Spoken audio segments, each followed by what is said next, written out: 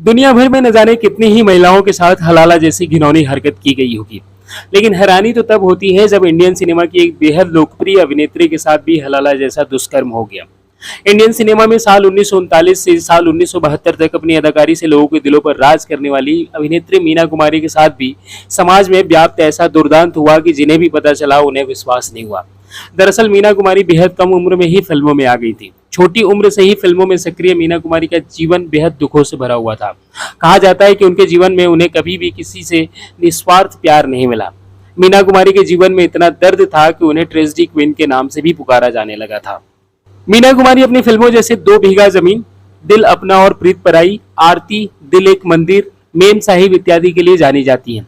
जैसे जैसे मीना कुमारी की लोकप्रियता बढ़ती गई, उनके चाहने वालों की संख्या भी बढ़ती गई। लेकिन एक ऐसा भी व्यक्ति था जिसे मीना कुमारी ने बेहद प्यार किया। वो व्यक्ति थे कमाल अमरोही।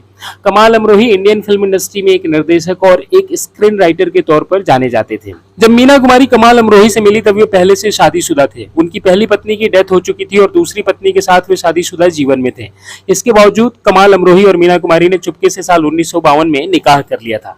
धीरे धीरे मीना कुमारी बेहद पॉपुलर हो गई और उनकी पॉपुलैरिटी उनके पति कमाल अमरोही को बर्दाश्त नहीं हो रही थी और उन दोनों के बीच विवाद होने लगे। अंततः उन दोनों का तलाक भी हो गया।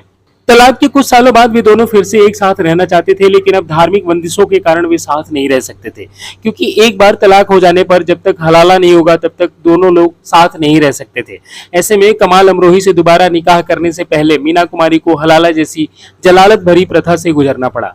कहा जाता है कि इस प्रथा में मीना कुमारी को पहले जीनत अमान के पिता के साथ निकाह करके एक रात उनके साथ गुजारनी पड़ी और उसके बाद उन्हें तलाक देकर उन्होंने फिर से कमाल अमरोही से निकाह किया था।